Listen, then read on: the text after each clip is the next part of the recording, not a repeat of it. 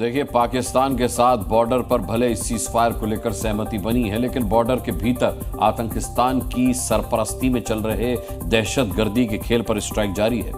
जम्मू कश्मीर में सेना ने मंगलवार को लश्कर के एक कमांडर समेत 3 आतंकवादियों को जहन्नुम पहुंचाया, तो बुधवार को हथियारों का जखीरा भी बरामद किया। सुरक्षा बलों ने यह बता दिया है कि ऑपरेशन सिंदूर लगातार जारी है और एक-एक आतंकी के खात्मे तक जारी ही रहेगा। 2 AK-47 राइफल, AK-47 की 200 राउंड गोलियां, 3 चाइनीज हैंड ग्रेनेड, AK-47 की 10 मैगजीन, चार्जर, ईयरफोन और पावर बैंक, कई आधार कार्ड और खाने पीने का सामान।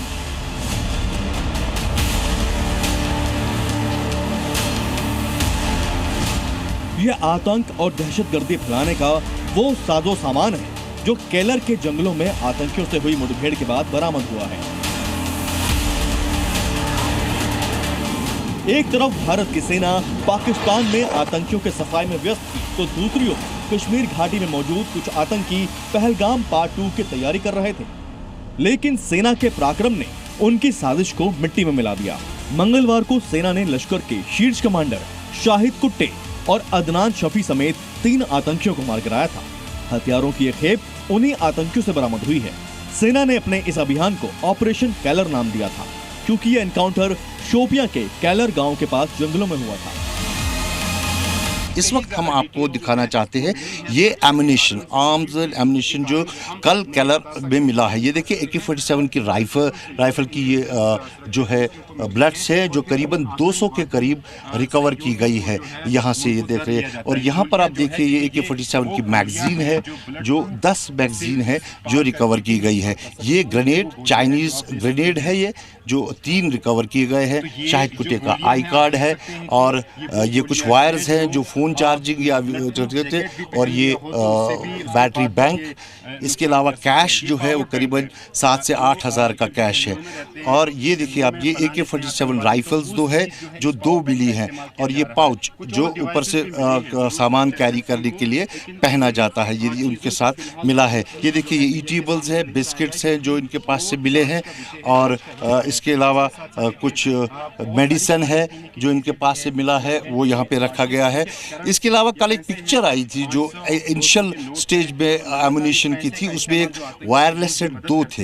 हालांकि जब हमने इंक्वायर किया कि इसमें क्यों नहीं है, उसको जांच के लिए भेजा गया है। उससे काफ़ी फ्यूचर के लिए सुराग मिल सकते हैं सेना को, और सेना जो है उससे आगे की कार्रवाई कर सकती है, क्योंकि बताया जा रहा है कि जो आजकल के ये टेररिस्ट हैं उनके पास जो कम्युनिकेशन है वो बहुत हाईटेक है, जिससे वो इंटरसेप्ट नहीं होते हैं। उनको ई-सेट यूज़ करते हैं, जो चाइनीज़ कम्युनिकेशन सिस्टम है वो यूज़ करते हैं। उस सब के बारे में जो है कहीं ना कहीं जानकारी उन वायरलेस सेट से मिल सकती है।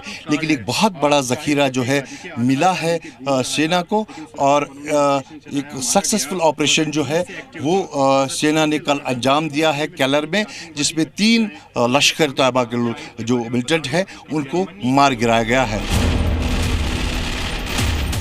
पहलगाम में हुए आतंकी हमले के बाद से ही कश्मीर घाटी में आतंकियों के खिलाफ सेना का बड़ा ऑपरेशन लगातार जारी है। ऑपरेशन कैलर उसी अभियान का हिस्सा है। कैलर का इलाका शोपियान और कुलगाम जिलों की सरहद पर बसा है। कैलर कश्मीर का सबसे घना और दुर्गम जंगल माना जाता है। जंगल इतना घना है कि महज 100 मीटर की दूरी पर खड़े शख्स को भी देखना नामुमकिन होता है। कैलर के जंगल आतंकियों के छिपने और मूवमेंट के लिए मुफीद होते हैं। साफ है कि यह आतंकी केलर के जंगल में छिपकर पहलगाम जैसे बड़े हमले की तैयारी में थे, लेकिन सुरक्षा बलों ने आतंकियों को तो मिट्टी में मिलाया ही, उनकी तैयारियों को भी मिट्टी में मिला दिया। ये जो हथियार मिल रहे हैं ये सारा उसी का सबूत है कि चीन की और पाकिस्तान की कितनी घनिष्ठता है इसके अंदर, और चीन का एक बहुत बड़ा हाथ है इसके अंदर हिंदुस्तान को डिस्टेबलाइज करने के लिए, और वो पाकिस्तान की मदद से कर रहा है। पाकिस्तान उसी का फायदा ले रहा है। इस ऑपरेशन में चौंकाने वाली बात इन आतंकियों से मिले चाइनीज हथियार और कम्युनिकेशन सिस्टम है। मारे गए आतंकियों से मिले कम्युनिकेशन सिस्टम जांच के लिए भेजे गए हैं। माना जा रहा है कि इससे बड़ी जानकारियां हासिल हो सकती हैं। फिलहाल इतना तो साफ है कि घाटी में दहशतगर्दी के चाइनीज कनेक्शन से भी इनकार नहीं किया जा सकता। आप देखें चीन के हथियार मिल रहे, ये सैटेलाइट फ़ोन जो हैं वो भी चीन के हैं, और इनका जो सैटेलाइट इस्तेमाल हो रही हैं वो भी चीन की है, जो उनका जो सारा सिस्टम है। तो ये एक जो चीज़ है, अब हमें डिप्लोमेटिकली और अदरवाइज इसके ऊपर भी काम करना पड़ेगा। मारे गए आतंकियों में पहला शाहिद कुट्टे है, जो शोपियान के हीरपोरा गांव का रहने वाला था, कई आतंकी वारदातों में शामिल था। दूसरा आतंकी अदनान शफी डार था, जो 2024 में लश्कर में शामिल हुआ था। तीसरा आतंकी एहसान उल हक शेख था, जो पुलवामा का रहने वाला था। एक तरफ सेना ने ऑपरेशन सिंदूर चलाकर पाकिस्तान और पीओके में चल रहे आतंकियों के ट्रेनिंग सेंटर ध्वस्त कर दिए, तो वहीं दूसरी तरफ घाटी में छिपे बैठे आतंकियों को चुन चुनकर ठिकाने लगाया जा रहा है। ब्यूरो रिपोर्ट, जी मीडिया। पाकिस्तान के खिलाफ भारतीय सेना की तैयारियों में फिलहाल कोई कमी नहीं होगी। पाकिस्तान को लेकर आज भी कैबिनेट कमेटी ऑन सिक्योरिटी की बैठक हुई। उस बैठक में कुछ अहम फैसले हुए जिनके बारे में आपको जानकारी देता हूं। देखिए, एलओसी से सैनिकों की वापसी अभी नहीं होगी। एयरफोर्स आर्मी अभी भी हाई अलर्ट पर है। समंदर में पाक सीमा पर नेवी भी हाई अलर्ट पर है। भविष्य में आतंकी हमले पर ऑपरेशन सिंदूर जैसा जवाब दिया जाएगा। सीसीएस की बैठक में ये बड़े फैसले हुए हैं।